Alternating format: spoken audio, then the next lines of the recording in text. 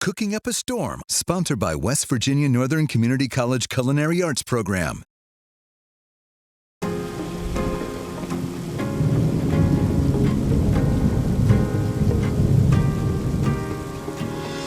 We're cooking up a storm, and today in the Cooking Up a Storm kitchen, John Devlin, the music director and conductor of the Wheeling Symphony. You probably know this guy, right? You recognize his face.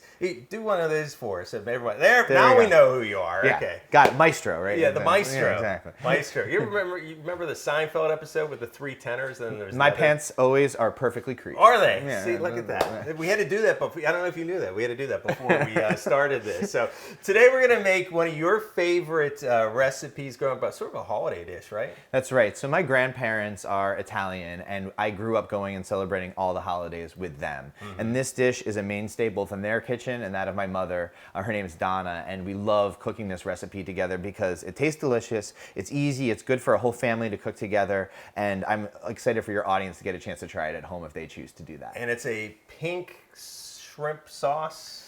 Right. So a lot of sauces, are just pretty simple, and then you put the protein on top. Here you integrate the shrimp into the sauce. So that's why we've got this food processor here. You chop up most of the shrimp, and you leave a few as a garnish at the end. But each noodle, if you use a good flat noodle, are going to be coated in the shrimp and the delicious sauce that has a little bit of cream in it, so it's a good holiday dish. Yeah, well, a little. We got to have a little bit of that comfort in there. And we're going to use, you can use fettuccine or some of these, how do you say it, pappardelle? Pappardelle noodles. Okay. Anything that's good and flat so that the sauce will stick to it works for us. Okay, so while I throw these in the pool right here, which is boiling water, we gotta. Why don't you tell everyone about some of the events that you have coming up with the Wheeling Symphony? I know the holidays coming up. We have Symphony on Ice. That's right. So we're talking a lot about holidays here with the way that this meal makes us feel like comfortable and family oriented. And the same thing is true for our Symphony on Ice event. This happens every year at the Wheeling Symphony, the first Thursday after Thanksgiving. So this year that's going to be on Thursday, December 5th. It's at West Banco Arena, and the reason it has to be in the arena is because it includes ice skating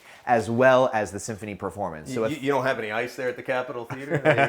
Not yet, but we're thinking about it. So at this event, about a third of the ice gets covered by a stage that we build bespoke to the orchestra. And then it is the largest United States Figure Skating Association event of the year. There's 200 or so skaters, ranging from 5-year-olds all the way to gold medalists. Wow. And then we have a choir of about 300 young people from all around the Ohio Valley that come together to participate in this event.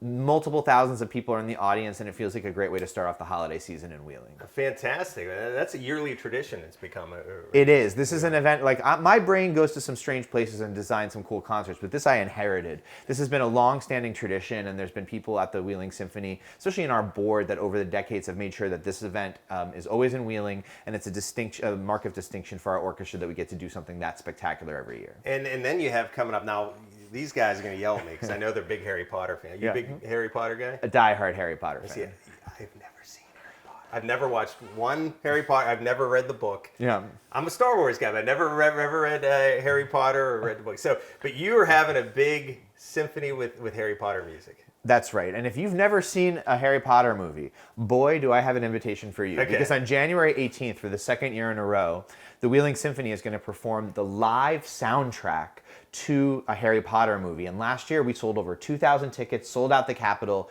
and that type of family-oriented program is something we're really prioritizing now. We want families and young people to feel very welcome at the Symphony. The Symphony's for everyone, and this is a great entry point for people. We play the movie, and the audio file that plays along with the movie has the dialogue and the sound effects still included. Okay. But the orchestra part has been pulled out, the famous John Williams score. And then we play with an 85-person orchestra the soundtrack live to the film. And I've got a little earpiece on that's giving me clicks that tell me exactly how to line the music up with the film so that everything is exactly like you see it in the movie theater, except the music is live. That's fantastic. Is that one of the more difficult things you do as a conductor in an orchestra? So I typically give myself, about a month to 2 months to get ready for every show.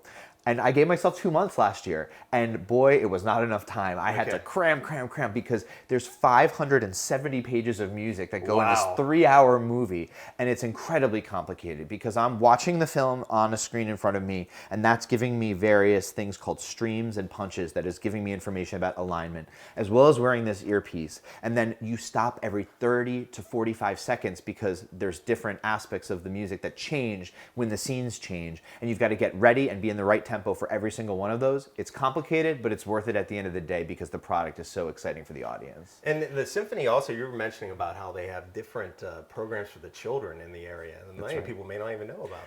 That's right. So every year we go to various schools in Western Pennsylvania, Southeast Ohio, and in West Virginia and present free concerts for students in their home auditorium. We also encourage them to come to the Capitol, but we like that first contact for these kids to be in a place they feel comfortable. And also they like getting out of third period, you know. Mm-hmm. Well, yeah. So we designed these concerts just for them. They're about 45 minutes long, free for the students. And then we also have educational programs where students that want to get involved in playing an orchestral instrument can join us. So we have 2 tuition-free youth orchestras. One's designed for high school students, one's designed for middle school students. And if, like you're saying, your audience isn't aware of those perhaps, give our Symphony office a call or check out our website. All the information is there, and you can sign up, be part of this community of people that love music, and make some new friends. Okay, now we're gonna maybe make some music. We're gonna make some food, obviously.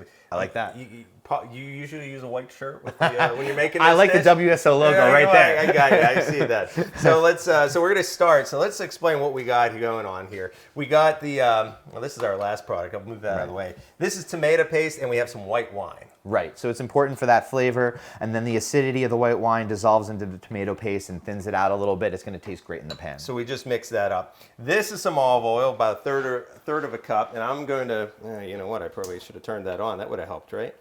And we want this on a medium, and we're just going to put some of that olive oil in there. And then what we're going to do is get our garlic. You see the garlic right there? That's right. Here's the garlic, and we've, lightly chopped that garlic so that it's going to get a lot of surface area. We want it to brown up just a little bit in that oil and infuse the flavor into the olive oil. Do you like to listen to any type of music while you're cooking?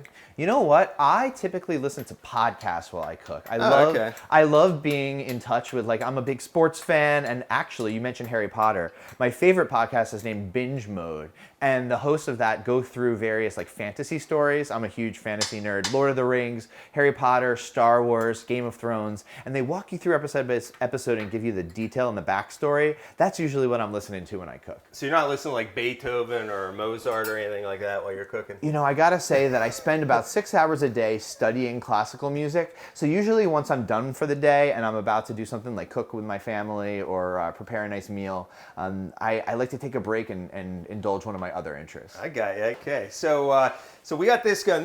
We don't want this to burn, right? No, we want that to just kind of infuse there. And once we start to see a little brown on the garlic, we're going to want to add the rest of the ingredients into that sauce to get it cooking. And that's going to be our mixture, right? That's exactly right. So I looked at my watch, so I've been trying to do this and time out things. It looks like our noodles need to come off. I don't want to get them too... We want to keep them a little bit al dente. Al dente.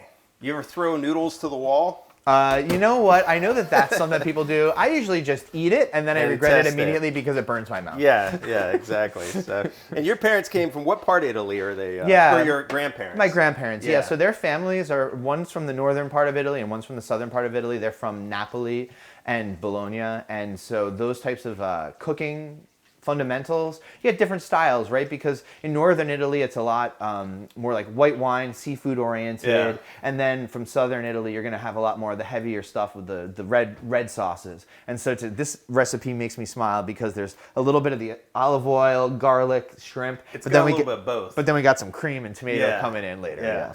So next we were going to add to this would be our sauce, right? Or would we go with the shrimp? That's right. The sauce comes next, and so this will lower the temperature in there and make everything kind of melt together. And then for the last couple minutes, we're going to put the shrimp on there, make sure that they get a little bit of color, and then right before they're fully cooked, we're going to pull about 2/3 of the shrimp out and put them in the food processor to get the texture we want.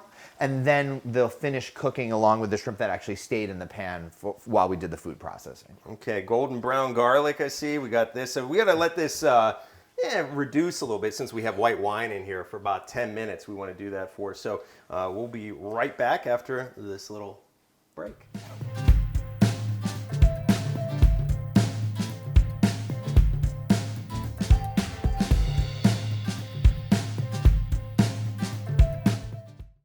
I was the first in my family to go to college. I was looking to switch careers. I wanted the highest quality, but most affordable option for a degree. No matter where you are in life, West Virginia Northern Community College can make your dream of a college degree a reality. With over half of our students being first-generation college students and free tuition for many programs, Northern is the right choice for you. I can go to college. West Virginia Northern Community College. You belong here. Okay, 10 minutes have passed and we reduced our white wine in the sauce. So with our tomato paste, now we want to add the shrimp. Yep, all the shrimp go in there. All the shrimp. This is about half a pound of shrimp right here. And And when you make this for the holidays, you said you're like doubling this. Doubling or tripling. Quadrupling it, This right? is going to make enough for like 2 people to have a good meal. But Okay. if you want to, this recipe takes very well to multiplication. So if you want to make it for 8 or 10 people, which is sometimes what you got at an Italian family gathering, you just double those, triple those ingredients, and it's going to come out great. Okay, we want to, after like 2 minutes aside right here?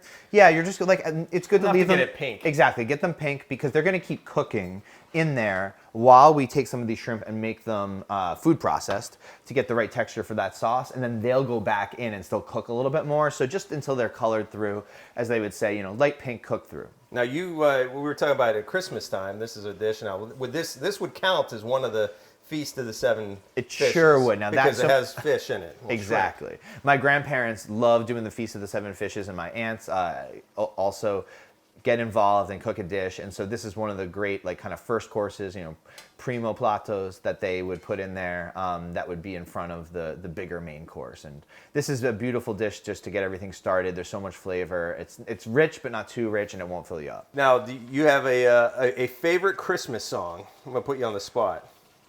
I do. I think Silent Night is the one that gets me the most. I mean, it's one of those ones that's just so plaintive and so calm. The lyrics are so beautiful. And it's always the second to last number in our Symphony on Ice show. Okay. And it's so beautiful. The kids skate out with candles and the lights come down on the whole thing, and it's very atmospheric. I think that's my favorite one. How about you? That one's up there. I'm a snow guy, so I got to go with Bing Crosby, White Christmas. But yeah, Silent Night, that's classic. Yeah. That Bing Crosby album is what my mom would play every single year when we come out to get our Christmas presents. It's classic, right? To hear his voice and the crooning and then that little choir he's got behind him and those beautiful orchestrations. That's classic. I think these guys it's kind of hard to tell. I always know. Oh yeah, those are ready to go into the food processor, so we can pull a few of those out. You want to turn that down maybe to low, or yeah. And then, so how many? You tell me how many were. It's about let's leave 3 of them in there. We're not going to be counting. Just 3. Yeah, let's leave 3 of them in there, and those will be like the garnish on the dish. Okay. And then the rest of these are going to be this is why the dish is so special, because we grind up those shrimp into almost a paste, and then when the noodles get mixed in there, they coat them, and it comes out spectacular. So we're just leaving 3, you said, right? Yeah, leave 3 in there, and we'll put the rest of them in the food processor. These guys do not want to get out. Okay, so we got our 3 right here. We could probably put these all at once, right? Oh yeah, for sure. Yeah. Maybe I do need this now when I think about it. Get these guys in here and chop away. Yeah, I also like "Oh Come All Ye Faithful." You can't go wrong with that. When I hear that in Christmas Eve at church, that song, I don't know, really gets me going for the Christmas Eve Mass right there. Beautiful. Okay. So we'll just put this right here. Perfect. We're all loaded up here, and Now you're gonna have to tell me when, how, because I don't want to pulverize. Right, not pulverized, but I'll let you know. Let me know. I feel like I need to dance. There you go. Is that about good or a little more? Let's do 2 more of those. Perfect. Now that's exactly right. Okay. And what we're looking at here is that it's like got a little paste-like texture, but there's still some substance to it, and that's what you want. You don't want it to be one texture. You want it to have multi-texture. That's what's going to stick to the pasta once we're in there. Oh, look at that. It's pretty color, too. It's cool, right?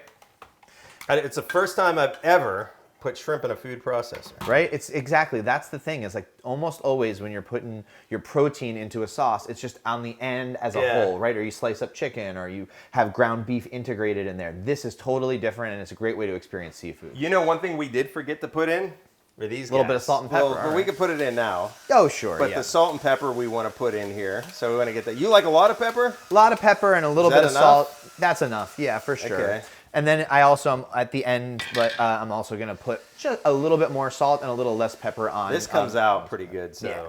I don't want to go. Now this is going to go back in. That here, goes right back in. Right in with our other shrimpies. Right, and then we want to make sure we just give it a little bit of a stir so that anything that was on the inside of the shrimp gets fully cooked. And then at the end we put in our cream, which kind of brings the whole thing together, puts a little fat, a little bit of savory into the mix, and then we've got all the different flavors in there. Okay. Now you ate this even as a kid. I would think you must not have been a picky eater. Oh, no way. You come from an Italian household. You eat the food that's on the table. But thankfully, because my family and my mother and my grandparents cook so well, I was always very happy. Yeah. So I'll bring this up a little bit because we turned it down. Right. And now we're going to add the cream, right? Or do we... Now we'll add the cream. Okay. And I can hand that over to you here. So this is about a half a cup of cream. Right. I ran out of measuring dishes, so we had to use the big one there. We just pour that all in. That's right. And then you can put a little bit of the parsley in there to integrate. Just get a little bit of that herbaceousness into the sauce. But for the most part, that's going to serve as a garnish at the end. Then we have a little bit of cheese. So just put a little bit in Anytime there. you can put some fresh grated Parmesan onto anything, it's a good idea. And that gives the parsley will give it a little bit more of a peppery taste as well. Exactly. I was like, oh, I have a big clump of shrimp, but those are the 3 shrimp Right, left exactly. in there. That just provides. I mean, what you would do is if say you're dishing that up for 2, you want everybody to get at least one of those whole shrimp on their plate. It's a nice way to just give them a little bit of a choice to when to do that. I always save my shrimp for the end. I know some gluttons that just dive right in and eat that in the first bite. Okay. So now you're going to we would add the noodles right to it, right? Right, we would add the noodles right to it, and you're going to love how that kind of coats right up on there because, again, the shrimp texture is helping that out. And maybe we don't want to put all those noodles in. Let's put like half of them in and just see how it starts to coat up. And then if we've got more sauce, then we can. Because we had these, they're sticking a little bit because we had these. Trying to do this when you're trying to film is a little difficult here, but we may not get to. Lost a noodle. I tend to lose a lot of noodles, especially when they're all stuck like this. I don't know if I want to put that whole clump in there. Although we probably need it all, to get some of the sauce. Yeah, whatever you're thinking about the ratio is probably going to end up being perfect. Okay, let's go with that. If we need to add more, perfect, we can. But I'm afraid that looks like that's exactly the right amount. You know what I mean? Yeah, and now just give that a big, nice stir, and it's all going to integrate beautifully. And you can start to see the little pieces of the shrimp are sticking to the pasta, and that's exactly what you want to see. So we're ready to go here, right? That looks exactly like where we want to be. Well, let's grab the plate. Okay, we're going to plate it up. Yeah, we could garnish it. I'll give you a plate. It's a shame our camera crew, there's not enough for them. We'll just let me see if I can find a little shrimpy guy. We'll stick him on top like that. And you can see on these dishes, great, you can see that the way the pasta works is that you've got these little pieces of the food processed shrimp on each thing. So not only do you get the flavor in the sauce, but you're actually getting some of that texture of the shrimp too. These noodles are so long, they're hard to get out. I'm making a mess over here. I'll just do that. Probably, if you are having a date night, you probably want to clean the edge of your dish. So then we would add maybe a little bit more of this for garnish, just around the side. Perfect. Or whatever on top, and then got to add a little snow. Christmas is coming. Let it snow. Let it snow. You ever go to Germany to see the church there? They have the chapel where. Silent Night was. You ever go visit? I've been to Germany for Christmas and seen the Christmas markets there. It's so beautiful. I'm not sure about that church though. Yeah, but that's on one of these years. I went for Oktoberfest, which was something a little. Well, that's a little bit different. Yeah. Equally as fun though, right? But I did when I was in Salzburg. I saw Mozart, right from Salzburg. So I saw where he was born and everything. Yep. So there you go. There's my little story from Germany. Okay, so. Before we dig in, we could dig in and still talk about it. So we got the upcoming, give everyone a little run through some of the upcoming events with the Wheeling Symphony. Sure. So the next big thing is we're talking about Christmas here, December 5th, Thursday at West Banco Arena. We've got the Symphony on Ice Spectacular. The seats, I'm happy to say, on the ice where we serve dinner are already sold out. They sell out almost right away every year. You're cooking this for dinner, right? So you're cooking and conducting at the same time. They allow me to divide up the responsibilities a little bit. We have a fabulous chef from Wheeling named Adam Luiso, who's a great friend of the Symphony. He's taking care of the catering this year. And there are lots of seats available in the regular seating areas. Bring your friends, bring your family. It's a great way to start off the holiday season. And then that Harry Potter concert we were talking about, January 18th. It's on a Saturday afternoon because we want all families to be able to come. Bring anybody, kids, it's probably good for kids like 5 and up, and it's a beautiful family event, especially if you're a Harry Potter household. Get the tickets early for that one because it's going to sell out, right? That's right. Last year it sold out. I was proud to say that about 10% of the city of Wheeling was there. We sold over 2,000 tickets. Wow. You know what we could have made with this? And we'll have Harry Potter butterbeer. Ooh, that would be good. See, I do know that. That's the one thing I know about the Harry Potter. I know about the butterbeer. So let's give this a little bit of a taste here. It looks delicious. Try to talk and eat at the same time. You nailed it. Oh, you're right about how a sauce just sticks to the noodles. Mm-hmm. And it's, if you're afraid of something being like a little too fishy, it's not at all. It's not like that at all. No, you don't get that. It's not overpowering fish right. And it's delicious. Because in fact, when I got here, you said, "Hey, are you sure that we got enough shrimp?" Yeah. And you can see that it actually works. Just it spreads itself out in the sauce, and it's actually, you're getting that tomato, wine, garlic, cream. All those things work in complement to the fish. Okay, so if you want a great, this could be Valentine's, Christmas, whatever. We gave you a nice little dish, side dish, or something to impress someone with, like a level. What kind of wine would you pair this up with? White or red? Yeah, I think this is like a Pinot Grigio type wine. Yeah.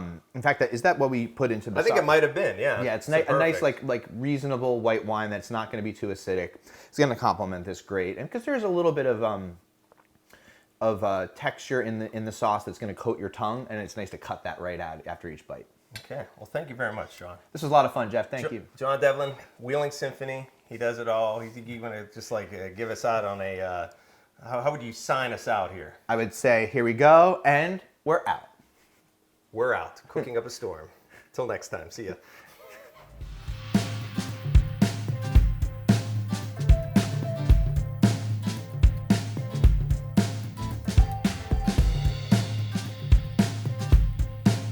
Cooking Up a Storm, sponsored by West Virginia Northern Community College Culinary Arts Program.